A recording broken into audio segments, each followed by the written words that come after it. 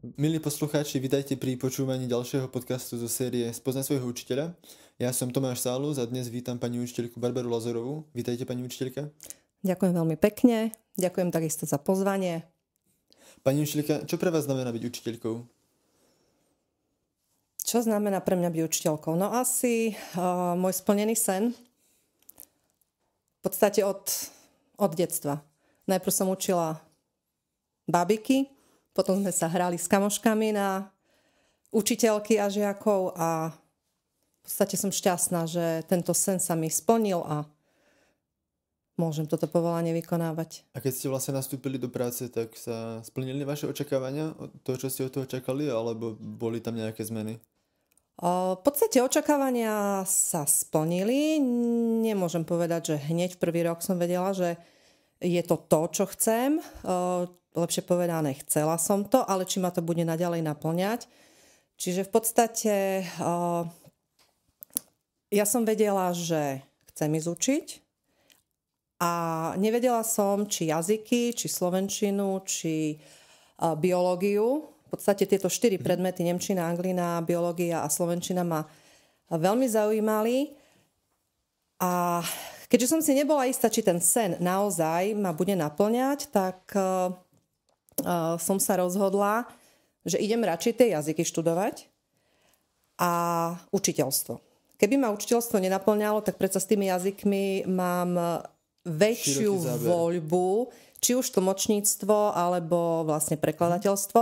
No a som tu už ten 1, 2, 3 a veľmi veľa ročkov a som veľmi rada, že to učiteľstvo ma baví a že sa držím pri ňom. Prečo práve kombinácia nemčina a angličtina? Čo vás na týchto dvoch jazykoch baví? Čo ma baví? No, začala som nemčinou už v 3. ročníku na základnej. Ako náhle som nejaké základy v priebehu 2-3 rokov získala, tak sa mi to zdalo málo a keďže sa mi to ľahko učilo, tak som si pribrala angličtinu. No a ako som už hovorila, s tými jazykmi má človek veľmi široké pole pôsobnosti, takže skúšala som ako samouk aj taliančinu, ale obdivujem každého jedného človeka, čo sa dokáže sám jazyk učiť. Ja som to nezvládla, síce 3-krát som začala s prvou lekciou, ale dúfam, že ešte sa k nejakému ďalšiemu 3. jazyku dostanem. A spája sa s takouto vášňou pre jazyk aj vášňou pre literatúru? Tak, literatúra. No určite rada čítam, ale neviem, či je to až vášeň. V podstate ja som taký nenáročný čitateľ. Všetko, čo sa mi nekupujem si knihy, to môžem hneď povedať, lebo je to neskutočne drahá investícia, ale vážim si každého človeka, ktorý mi tú knihu požičia a kolegovia a známi a rodina vedia, že som knihomoľ a hovorím, nie som taký vyhranený, že len tento spisovateľ, len tento žáner, len toto obdobie. V podstate, čo sa mi dostane, nie zase brák, také tie romanse, stylovka a podobné veci. Nie, trošku vyššiu úroveň, ale čokoľvek. Máte nejakých favoritov? Favoritov podľa nálady. Keď chcem, hovorím si, oddychnúť, tak to sú také nejakí neznámi autori, ale stále tam nejaký dej musí byť.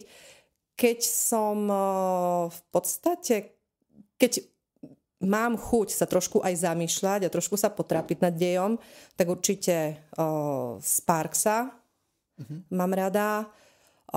Možno Martin, jak sa volá? Sparks a Charles Martin, mám pocit, áno. A ešte Lugant. To sú celkom neznáme mená, pre mňa úprimne poviem. Tak, náročné trošku čítanie, také psychologicko, dramatické, ale žiadne. Hlavne, že vás to baví. Určite. Pani učiteľka, vy ako učiteľ, ako ventilujete psychickú záťaž, ktorú máte v podstate veľmi často ako učiteľka? Určite v kruhu rodiny, najbližšej, ale potom aj tej širšej. A ale to je málo kedy, keď už chcem naozaj, že byť sama, nezostávam doma, lebo 4 steny to môžem kdekoľvek, aj tu v tejto miestnosti sa zavrieť, ale určite vonku do prírody, prechádzky. Aj som športovala, čiže aj takéto športové aktivity ma vedeli zrelaxovať a nakopnúť, ale keďže mám už zdravotné problémy, s chrbticou, takže tieto fyzické aktivity musím limitovať a tie prechádzky sú v podstate také spojenie relaxu aj tej fyzickej aktivity. A robili ste nejaký šport aj súťažne niekedy, alebo vždy to bolo v tej rekreačnej úrovni? Súťažne, keď môžem povedať, že základná škola, boli nejaké súťaže, tak to som reprezentovala. Takže áno, nebola som drevo. Môžem povedať, že dosť šikovná, čiže volejbal, atletika, behy, skoky do diaľky. Všetko možné. Pani učiteľka, je niečo, čo by ste chceli, aby o vás vaši kolegovia a žiaci vedeli, ale nevedia to? Ťažká otázka. Myslím si, že ani nie. Všetko, čo chcem, aby vedeli, tí najbližší vedia.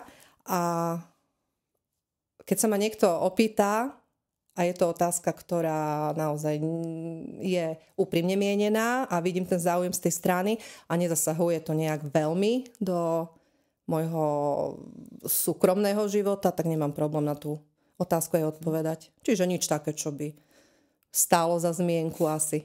Pani učiteľka, ako vnímate vzťah žiak a učiteľ? Do akej miery to má byť pre vás nejaký autoritatívny vzťah a do akej miery je tam nejaký priestor na možno nejaké priateľstvo z vašej strany? Čiže teraz rozumiem už tejto otázočke. Podľa mňa vzťah, či už sú to, keď hovorím o našej škole, či už sú to 8-ročáci, tí menší, alebo 4-ročáci, napríklad končiaci ročník. Ja si myslím, že ten vzťah určite nie je direktívny. Ja aspoň nedokážem mať takýto direktívny vzťah, čiže ja stále idem na tú úroveň ľudskosti, priateľskosti alebo priateľstva, ale zároveň rešpekt z oboch strán tam musí byť a určite nie prekračovanie hraníc, čiže nejaké pravidla určite, čiže taký, skôr by som povedala, nie benevolentný, taký demokratický prístup, navzájom si pomáhať, vychádzať v ústrety, také aj očko prižmúriť, ale musí to byť obojstranné. A vnímate nejaký rozdiel pri práci s 8-ročákmi a pri práci s žiakmi na 4-ročnej sekcii? Vekovo rovnakých, asi myslíš? Ak to vezmeme aj takto? Ani nie. Nie. Je to úplne to isté. A ako vychádzate zatiaľ so svojou novou triedou? Môžeme aj poklopať? Môžete. Zatiaľ veľmi dobré. Mohla by som povedať, že vynikajúco. Veľmi rýchlo som si na nich zvykla. Myslím si, že aj oni sú takí otvorení, ukecaní, dá sa s nimi pracovať. Aj oni medzi sebou sú takíto, by som povedala, veľmi rýchlo jednoducho našli spoločnú reč. A tým, že sa neskupinkujú, tak aj tá diskusia na čokoľvek, či cez striednickú hodinu alebo počas hodiny angličtiny, jednoducho je plodná a nemá tam žiadne nejaké zádrhely. Máte nejakú vtipnú spomienku na niektorú zo svojich tried? Niečo také, čo vám utkvelo v pamäti? Vtipná spomienka možno, ale to už neviem, ktorá trieda to bola. Ja som teraz 4. krát triedna. Mám pocit, že druhá moja trieda, čiže pár asi 80 rokov dozadu. V 312 je malá miestnosť, tam aj teraz stále učím a bolo ich asi 30 ich bolo, hej? Čiže napraskaná trieda a oni sa nazvali, že Lazy Chickens, no a nechali si to aj na pozdrav maturitný, mali aj na to hymnu urobenú, no a keď som sa ich spýtala, že prečo Lazy Chickens, potom mi to vysvetlili, lebo toto je náš kurník. Ale nemysleli to ako v takom negatívnom význame, ale brali tú miestnosť. Takže vlastne vtedy prvýkrát na Stužkovej som pochopila, prečo Lazy Chickens. Po 4 rokoch. Po 4 rokoch. áno, asi tak. Ale predsa, niekedy je dôležité priznať niečo, aj keď radšej neskôr ako vôbec. Presne tak. Pani Žilika, o vás som počul, že máte veľmi zaujímavé dovolenkové plány zvyčajne, že chodívate na také pomerne netradičné miesta. Či by ste nám o tom vedeli niečo porozprávať? A tak neviem, či netradičné, ale my sme zvykli pred koronou s manželom a so synom chodievať stále na to isté miesto. Mali sme jedno také pod Zádarom 50 km dedinka Drage, čiže Chorvátsko. No a potom nám to trošku korona narušila. Či sme zleniveli, alebo sme už mali strach, alebo sme si odvykli. Takže vlastne odvtedy chodíme, nazývam to, že nie Tour de France, ale Tour de kúpaliska po Slovensku. No a podstate máme tak, že stále sme v nejakom jednom turistickom stredisku ubytovaní alebo na priváte, alebo jednoducho v jednom meste a odtiaľ si vyrážame a striedame a robíme si v podstate prehľad o úrovni, o cenách, o tobogánoch a všelom, čo možno prehľad. Ale teraz stále iba Slovensko? Po Slovensku, áno. A zahraničia vás už neláka? Hovorím, že sme buď sme zleniveli, alebo nám teraz toto viacej vyhovuje. Možno aj kvôli synovi začal plávať, začal sa potápať a v tom mori, lepšie povedané v tom bazéne, ja som istejšia ako v mori. Takže možno taká trošku sebecko z mojej strany, ale dokým si to užíva a nechce znova chodiť k moru, tak asi zostaneme na tom Slovensku, áno. Pani učiteľka, to bude myslím, že všetko. Ja vám ďakujem za rozhovor a prajem pekný deň ešte. Ďakujem aj ja za pozvanie, takisto pekný deň.